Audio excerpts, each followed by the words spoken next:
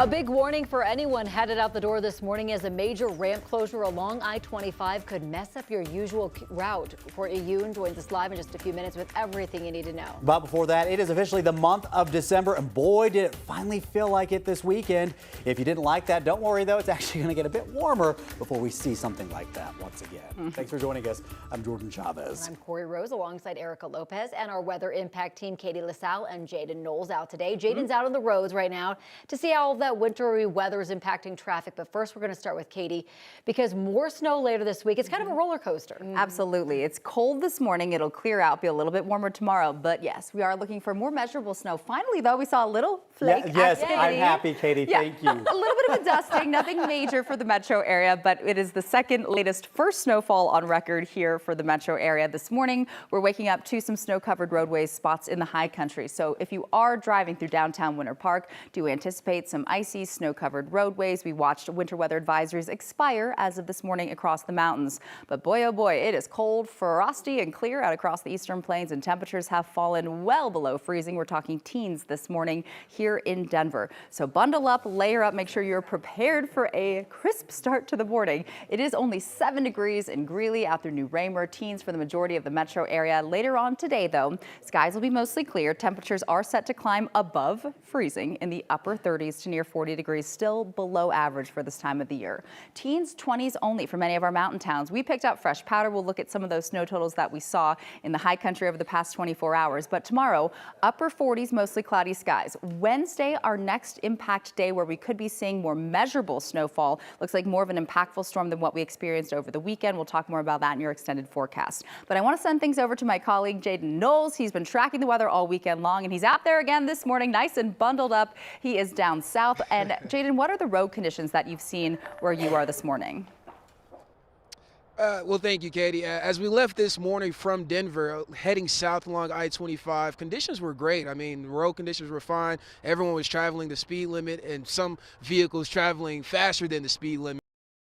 Quickly approached Monument, which is where we are located right now. The conditions dramatic changed. We're seeing lots of frozen snow, and actually there's a road worker right now plowing the snow. If we go ahead and turn the camera, or my photog Manny there, but overall, the conditions here, it's a lot different just because there's a lot of slick spots, especially as we approach the stoplight. Once the light turned green, we started going, but then we started slipping, and we have a big vehicle here. And overall, I can only imagine with the smaller vehicles that, aren't really made out for the snow here. But overall, the good news is that we are going to see the warmer temperatures this afternoon. And when I say warmer, I mean above freezing. So that should help melt this snow and the snow that froze over overnight. But overall, I'm still here in Monument. We're tracking the conditions, and we're going to be heading back north along I-25, going back to Denver. And Erica, how are those conditions looking on the road? You know what, Jaden, they've actually been slow, not because of icy conditions, but because of a crash we dealt with in that area with lane closures. We're still seeing delays clear out on northbound I-25 in Lone Tree, right around Lincoln Avenue. So lanes headed away from us. You can see a lot more volume than we would normally have at this hour. And again, it's because of an incident that police had all but that one far right lane closed off. A little bit tough to tell, but up here, we've been dealing with a westbound I-70 closure in the Glenwood Springs area between Glenwood Springs and Newcastle. You can see absolutely no westbound traffic flow. Multi-vehicle crash still clearing out and under investigation. Let's take you over to what we're seeing on our map. I want to start you out with that delay from the Castle Pines area in toward Lone Tree. Earlier incident at Lincoln Avenue has cleared. Travel time is improving, but still slowing by about 15 to 17 minutes. Again, between about Castle Rock and 225. We just updated from the red to the yellow light, so things are improving there, but still no improvement from Glenwood Springs and Newcastle because of that multi-vehicle crash on westbound I-70. And I'll leave you with a look at our active chain and traction laws. I-70 drive from Georgetown into Vail and Loveland Pass. Make sure you are prepared with snow tires, chains, four-wheel or all-wheel drive. All right, thank you, Erica. Drivers in Lone Tree may want to plan for traffic delays this morning. New detours are going to be in place today as crews begin work on a mobility hub. 9 News reporter Courtney Yoon joins us live now just off of I-25 in Lone Tree. Courtney, this all starts with a closure at the Lincoln Avenue on-ramp.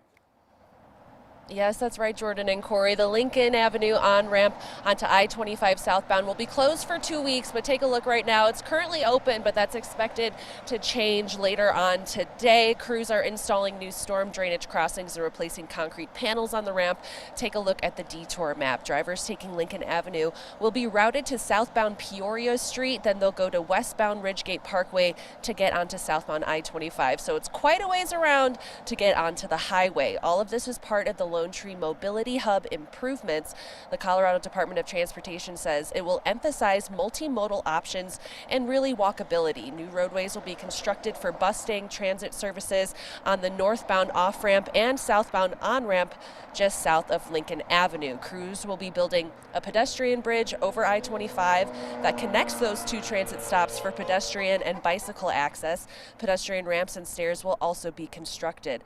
Other improvements include installation of bus shelters, new sidewalks, and a passenger pickup and drop-off area. The new hub will also allow bus-staying users to access the light rail and other transit services here in the area. The construction on this mobility hub is expected to last until summer 2026. Live in Lone Tree, Courtney Yoon, 9 News.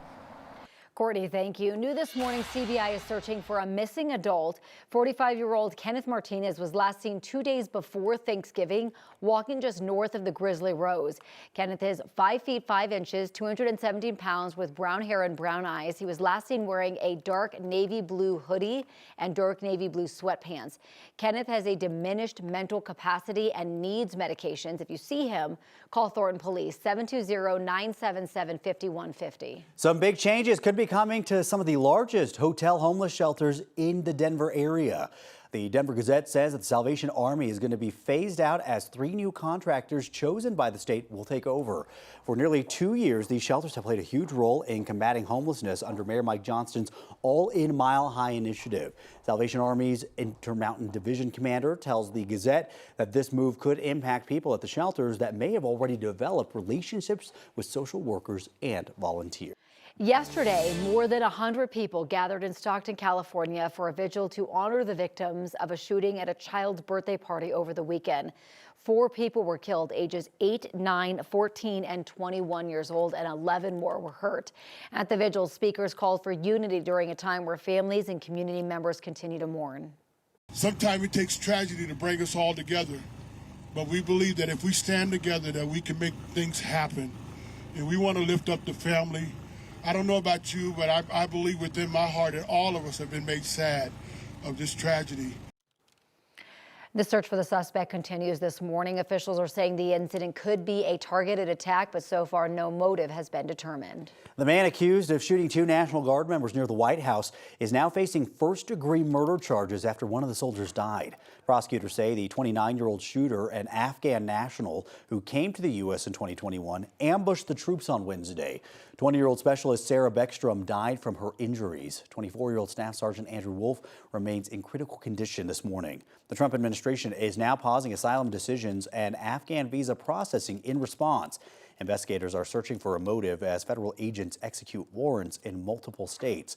Officials say more charges are expected.